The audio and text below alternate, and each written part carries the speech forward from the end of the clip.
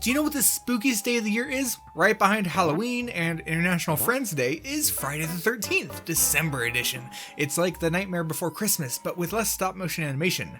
I don't know where I'm going with this line of reasoning, so here's some Easter eggs in Luigi's Mansion 3.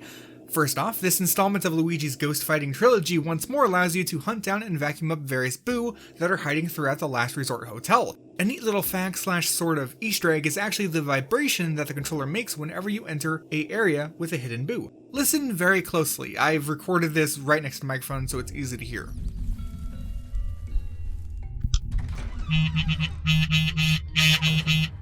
As it happens, that's actually Morse code for boo.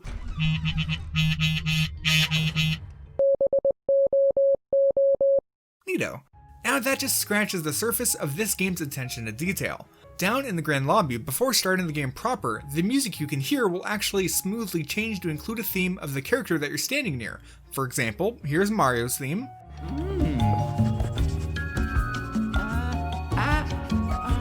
Yum.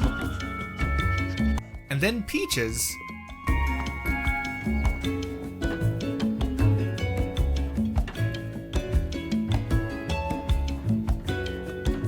And then there's the Toads, which seem to have their own theme, which I can't quite place.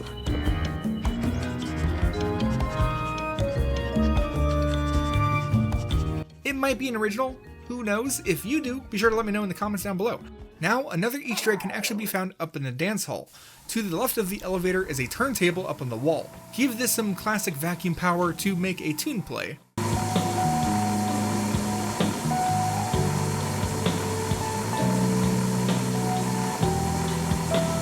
This also causes a nearby block to appear out of the wall, which, if bonked with Luigi's head, will spawn a single coin. Repeat this until it becomes a normal solid block. All in all, a pretty neat appearance of the classic hidden block. Another neat detail can be found throughout the game, but especially up in room 502 of RIP Suites. This room is where Mario spends the night before getting captured, and we can see that he enjoyed, a lot of pizza. On those boxes is since 1983, which is actually referencing the year the original Mario Bros. Game came out, which happens to be the first appearance of Luigi himself. Also, I can't not point out the fact that it seems Mario ate pizza all over, and a lot of it, which includes the bathroom. Nothing goes better with a nice soak in the tub than a bunch of greasy pizza. Nice one. Now, on the same floor, over in room 508's bathroom is a neat radio. When activated with the strobe bulb, it'll play a number of sections of the Luigi's Mansion theme, but in various styles. Here is a small sampling.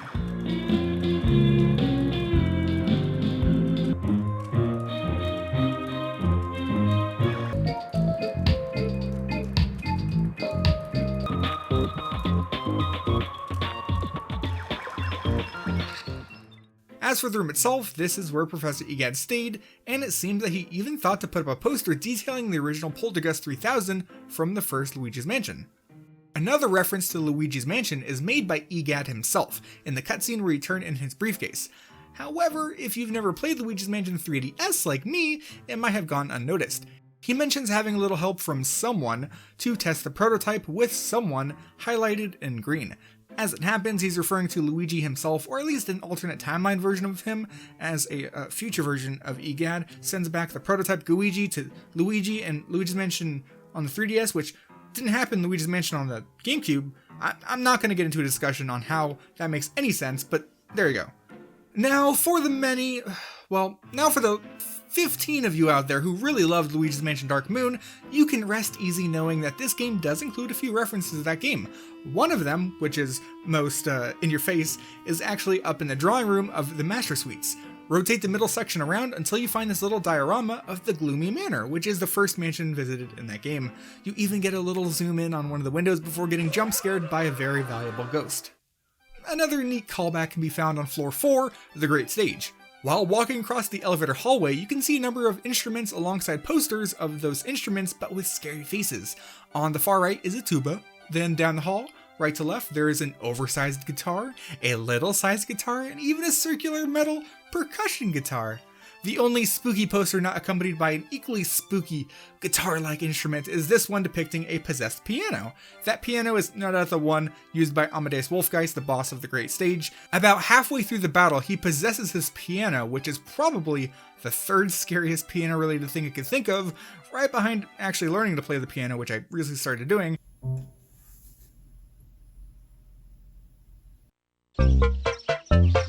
And the piano from Big Boo's Haunt back in Super Mario 64.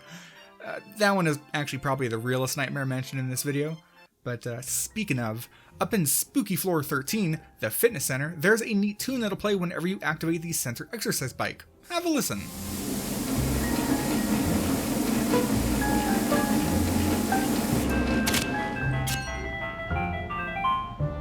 You'll no doubt recognize that as the hammer theme originating from the original Donkey Kong game.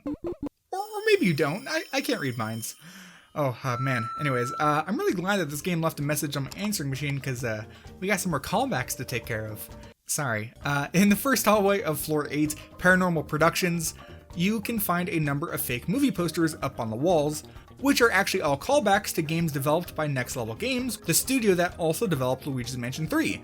Near the front, on the right side, there is a Mario Strikers poster, as well as a Dark Moon poster in the middle left. Across from it is a Mario Strikers Charged poster, and then in the back left is this one, which is a bit hard to tell, but it's actually the sinister figure of a space pirate from Metroid Prime Federation Force. And lastly, across the way is a wonderful poster of Little Mac and Doc Lewis from Punch-Out on the Wii. This one is actually special because you can yank it open to get showered with a bunch of scare coins, as well as a green boxing glove that you can then mess around with. In addition to fake movies, there are also some references to real movies, like actually a bunch, but I'll only point out a few of them. First off, on Floor 9, a Natural History Museum, you can find something neat on the reception desk. It's a little glass ornament with a mosquito inside, no doubt referencing the mosquito in the amber that was responsible for bringing back the dinosaurs in Jurassic Park. Back in the fire sets of Paranormal Productions, we can find this bicycle with a bundle of cloth in its basket, a really cool reference to the 1982 game E.T. the Extraterrestrial. Okay, not really, it's probably for the actual movie, but I couldn't not mention that meme of a game. While we're at it, if you vacuum the nearby storm drain, a bunch of bubbles will come floating out of it. You might already be able to guess what movie it's a reference to, but it's also important to point out the singular purple balloon that can be found down in the sewers of the Boiler Works. It isn't red, but it's out of place all the same. Of course, these are most likely references to the It movie, or the movie which is titled It. This isn't a funny joke, sorry, but you get what I'm saying. There's even a singular paper boat that can be found along the canal, just like the boat in that movie, both when full of water and empty. Also, it just has very weird physics, which adds to the spookiness. Now that just about does it for this game's Easter eggs, but I'd also like to mention Morty, the director of the Paranorman Productions. After the boss fight that he encourages you into, you're free to move on, but you might not know that you actually have the option of revisiting the editing room and sucking up Morty. Don't do this. Only villains do this. Instead, if you vacuum the editing rig, you can witness his completed film. It's really short and really cool, so sit back and enjoy.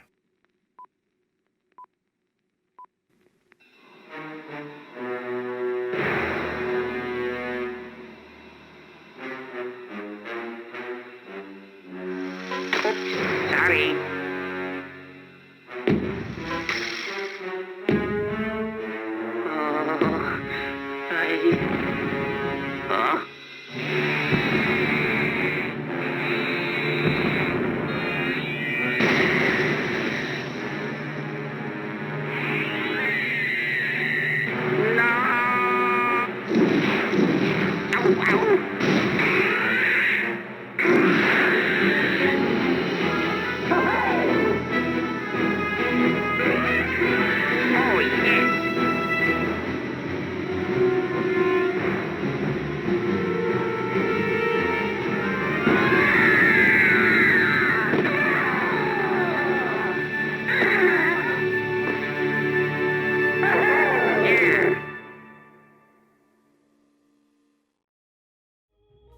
Well, that was a fun one.